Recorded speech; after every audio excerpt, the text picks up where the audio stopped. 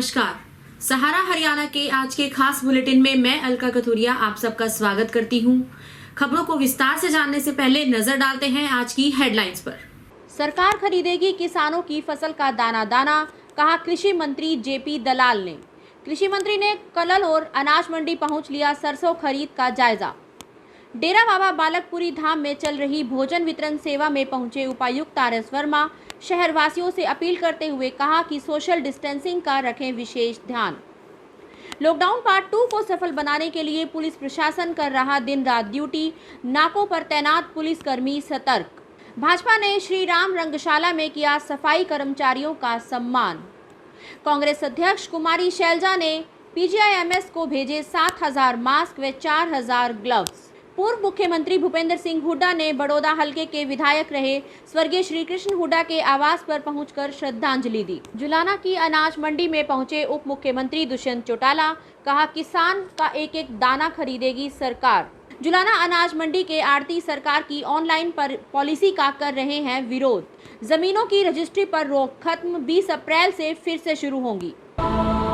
खबरें अब विस्तार से। हरियाणा के कृषि एवं किसान कल्याण मंत्री जेपी दलाल ने कहा कि भारत एक कृषि प्रधान देश है। यहाँ का किसान देश की आत्मा है। वे शुक्रवार देर सायं कलानौर की मंडी में सरसों खरीद की व्यवस्थाओं का जायजा लेने पहुंचे थे। कृषि मंत्री ने कहा कि कोरोना महामारी के चलते किसानों को किसी भी प्रकार की असुविधा न हो, इसके लिए सरकार ने व्यवस्था अनुसार विभिन्न खरीद केंद्र बनाए हैं और इन खरीद केंद्रों पर सरसों खरीद का कार्य सुचारू रूप से चल रहा है। उन्होंने कहा कि प्रदेश की सरकारी एजेंसियों द्वारा सभी किसानों की सरसों का एक एक दाना खरीदा जाएगा। कृषि मंत्री ने अधिकारियों को निर्देश दिए कि आज अनाज मंडियों की जरूरत के अनुसार सभी व्यवस्थाएं पूरी करें। सरसों की खरीद का तीसरा दिन है। लगभग 7-8 मंडियों में मैं खुद गया व्यक्तिगत तौर पर। कलानौर की मंडी में मैं खुद देखने के लिए आया हूँ। यहाँ कुछ किसानों ने बारदाना की शिकायत की है।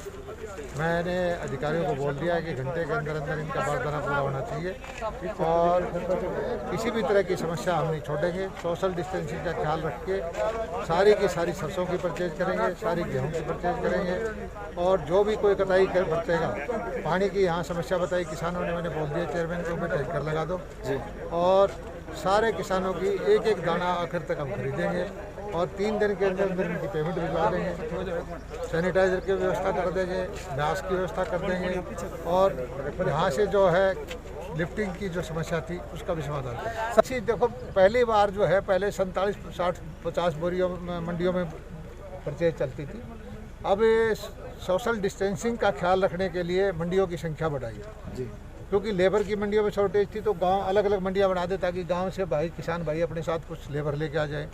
और मैं बड़ी खुशी है कि सारी मंडियां बड़े व्यवस्थित ढंग से चल रही हैं। छोटी मोटी कोई समस्या आई है उसका समाधान मौके पे मैं करता जा रहा हूँ। जो और मंडियां भी फाइनल नहीं है, ज़रूरत के हिसाब से हम देखेंगे कि पूरा किसान का गेहूँ आ जाए, इस हिसाब से शेड्यूल बनता है। हर मंडी पर उतना ही लोड डाला जाएगा कि आने वाले 2 महीने में किसान का पूरा गेहूँ पूरी सरसों हम खरीद पाए।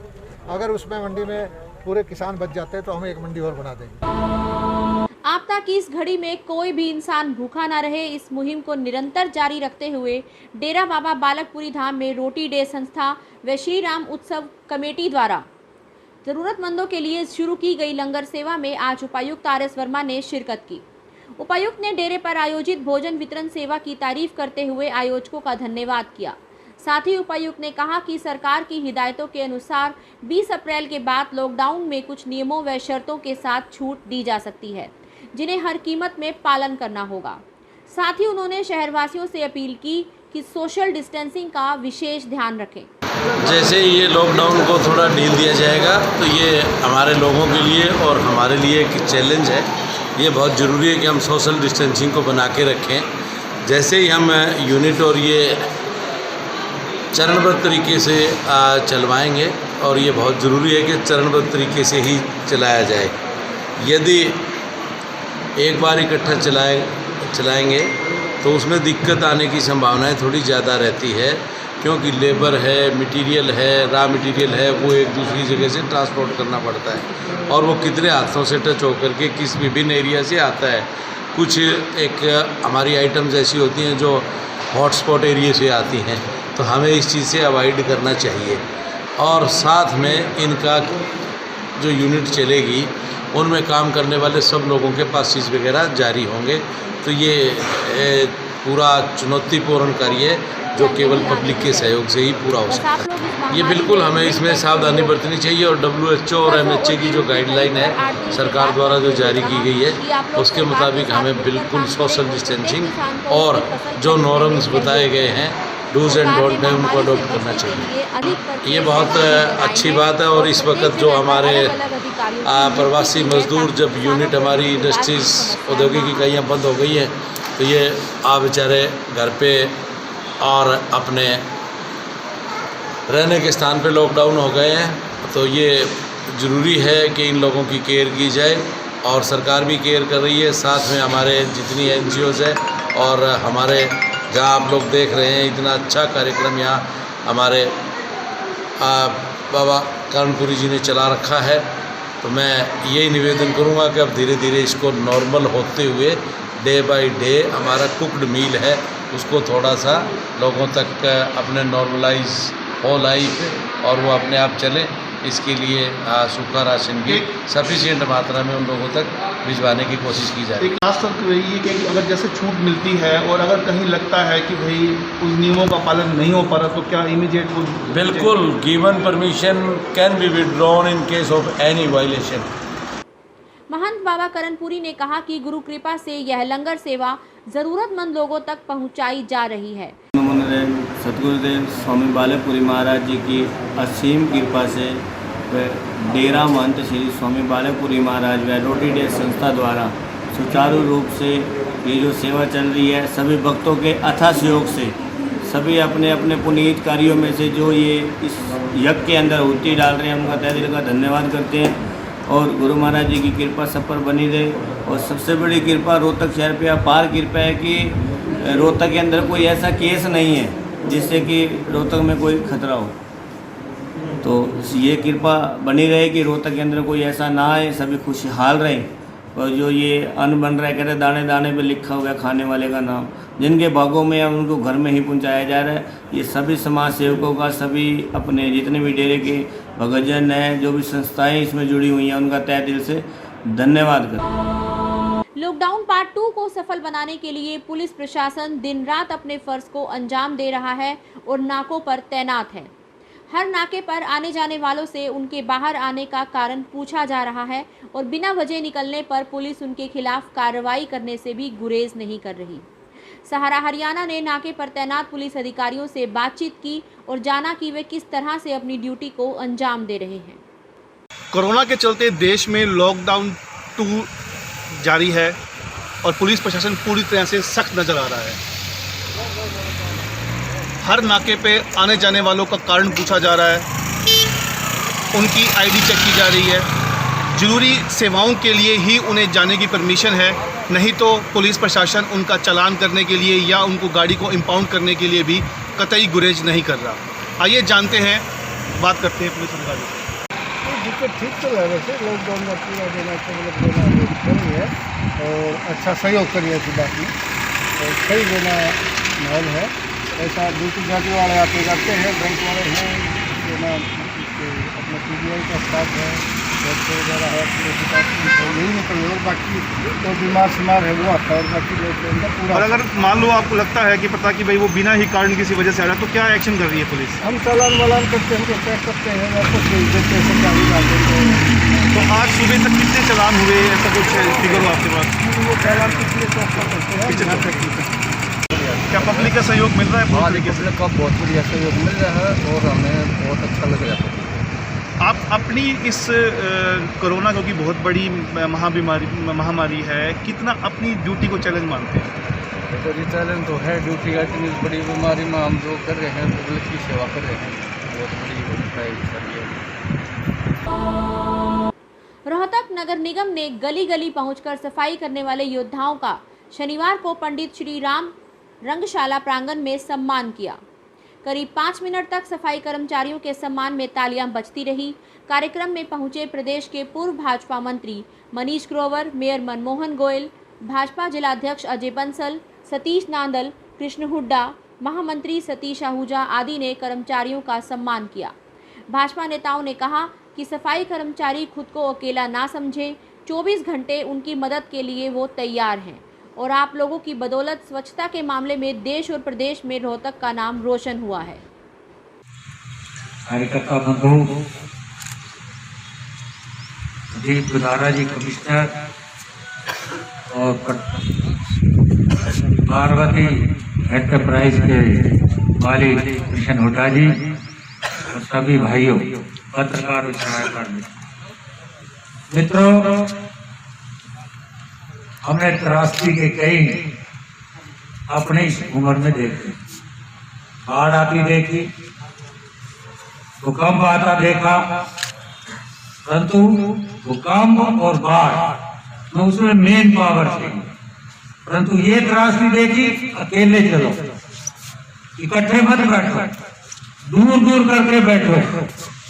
130 करोड़ की जनता देश की हो और उसमें ये संदेश दे देश के प्रधानमंत्री जी क्या कि डिस्टेंस बना के रखें, 1 मीटर 2 मीटर 3 मीटर, ऐसी भी त्रासदी हमने कोई अपने जीवन में नहीं देखी हो। हमारी उम्र में पहली बार ये त्रासदी आई है कि अकेले लड़ाई लड़नी है और अकेले नहीं, परिवार भी इकट्ठे नहीं, अलग अलग करके। और उस त्रासदी में देश के प्रधानमंत्री जी की अपील जो आई, 130 करोड़ जनता ने अमल किया और इस अमल के अंदर हम आज गर्व से कह सकते हैं, आपकी वजह से कह सकते हैं क्या कि जो अमेरिका जैसा आर्थिक ताकत देश घुटने टेक चुका, जापान, इटली, रूस, ऐसे ऐसे देश, परंतु आज हमारा देश आपकी वजह से, गरीबों की वजह से और यहाँ के सभी लोगों की वजह से हम इस बीमारी को खत्म किया है। तो इसलिए आज हम गर्व से कह सकते हैं कि इस बीमारी से मुक्ति मिली है। ये बीमारी जो आती है, जो हमें लगती है, इससे पैसा खर्च नहीं हो रहा, दवाई की जरूरत नहीं है, मात्र डिस्टेंस बनाने की जरूरत है। हरियाणा कांग्रेस अध्यक्ष कुमारी शैलजा के निर्देशानुसार हरियाणा प्रदेश कांग्रेस कमेटी द्वारा कोरोना महामारी के बीच इसके खिलाफ लड़ाई लड़ रहे योद्धाओं और ज़रूरतमंद लोगों को मदद पहुंचाने का सिलसिला लगातार जारी है।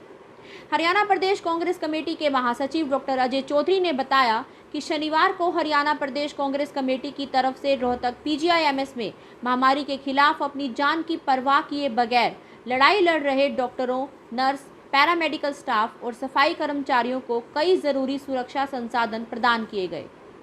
हरियाणा कांग्रेस ने यह कदम resident doctors association PGIMS Rohtak द्वारा सुरक्षा संस्थानों की कमी को देखते हुए मांगी गई मदद के बाद उठाया है।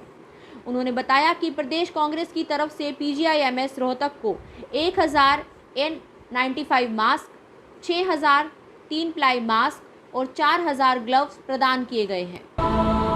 नेता प्रतिपक्ष और पूर्व मुख्यमंत्री भूपेंद्र सिंह हुड्डा बड़ौदा के विधायक स्वर्गीय श्री कृष्ण हुड्डा के रोहतक स्थित आवास पर पहुंचकर उन्हें श्रद्धांजलि अर्पित की और परिवारजनों से मिलकर शोक संवेदना व्यक्त की। उन्होंने कहा कि श्री कृष्ण हुड्डा हमारे बड़े भाई जैसे थे। उन्होंने कहा कि मुझे हर कदम पर उनका हमेशा सहयोग व आशीर्वाद मिलता रहा और उनके निधन से मुझे निजी क्षति हुई है और इस क्षति की भरपाई कभी नहीं हो सकेगी। इसके साथ ही भूपेंद्र सिंह हुड्डा हरियाणा की ऐतिहासिक नीली कोठी पहुंचे और स्वर्गीय चौधरी महेंद्र ओहल्यान के परिवार को भी ढांढस बंधाया। जुलाना की अनाज मंडी में सूबे के उप मुख्यमंत्री दुष्यंत चौटाला पहुंचे। उन्होंने मंडी के अधिकारियों और आड़तियों से बात की और कहा कि मंडी में किसी प्रकार की समस्या नहीं आने दी जाएगी, बस आप लोग इस महामारी में मिलकर सहयोग करें। सरसों और गेहूं की खरीद पर आड़तियों से बात करते हुए कहा, किसी की बचती है ये विश्वास वो फार्मर की रहती है कि उसका एक एक दाना हम परचेज करेंगे। जो अनरजिस्टर्ड फार्मर भी उसकी भी सरसों को परचेज, जहाँ हमें जरूरत लगी उस फैसिलिटी को क्वारंटाइन सेंटर बनाया। कोविड के लिए भी अगर कोई पॉजिटिव केस करते तो दिन में पर्याप्त मात्रा में तमाम इक्विपमेंट भी और रिक्वायरमेंट भी हमने फुलफिल करेंगे।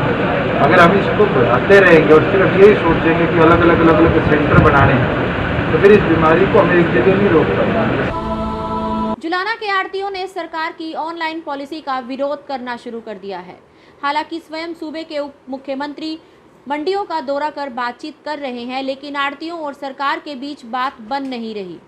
गेहूं खरीद के लिए सरकार ने अनाज मंडी के अलावा पूरे प्रदेश में अलग अलग परचेज सेंटर भी बनाए हैं, जहां पर गेहूं की खरीद की जाएगी। जुलाना में भी मंडी के अलावा करीब 9 परचेज सेंटर बनाए गए हैं, जहां पर 20 अप्रैल से गेहूं की खरीद शुरू करनी है। लेकिन जुलाना के आढ़ती अपनी मांगों पर अड़े हुए हैं और पुरानी पॉलिसी के तहत ही खरीद करना चाहते हैं। सरकार ऑनलाइन पॉलिसी के तहत गेहूं खरीदने की बात कर रही है। मंडी में हड़ताल चल रही है गेहूं की ऑनलाइन खरीद के बारे में। सरकार ऑनलाइन चाहती है, हम आढ़ती भाई नहीं चाहते। इसके लिए हड़ताल चल रही थी और आज मंडी ने फैसला लिया है। रजिस्टर और लाइसेंस सेक्रेटरी साहब को दिए हैं और डीसी साहब के नाम इनके थ्रू ज्ञापन भी दिया है, वो इनको सौंप दिया गया है। अगर सरकार कल तक नहीं मानेगी तो हम एक और लिख के देंगे कि जितनी भी हमारे को दुकानें दी गई हैं, हमने मोल ली हैं, वो अपनी दुकानें सरकार बेशक वापस ले ले, हमारे पैसे दे दे और सरकार जैसे चाहे वैसा काम करे, हमने कोई एतराज नहीं है। जींद से जयवीर सिंधु की रिपोर्ट। हरियाणा में कोरोना महामारी के चलते जमीनों की रजिस्ट्री पर लगाई गई रोक सरकार ने हटा ली है। अब 20 अप्रैल से जमीनों की रजिस्ट्री करवा सकेंगे। बंद के दौरान रजिस्ट्रेशन की मंजूरी से जहां जनता को बड़ी राहत मिली है, वहीं वित्तीय संकट से जूझ रही सरकार को राजस्व भी मिलेगा। कोरोना बंद से पहले ई अपॉइंटमेंट के जरिए रोजाना 60 रजिस्ट्री की मंजूरी थी, जिसे कम करके 30 कर दिया गया है। इसमें 50% रजिस्ट्री की अनुमति ऑनलाइन ई अपॉइंटमेंट से मिलने पर होगी और 50% सब तहसील कार्यालय से समय मिलने पर की जाएगी। आज के लिए इतना ही। अगले एपिसोड में आपसे फिर मुलाकात होगी। तब तक के लिए सतर्क रहिए, स्वस्थ रहिए। नमस्कार।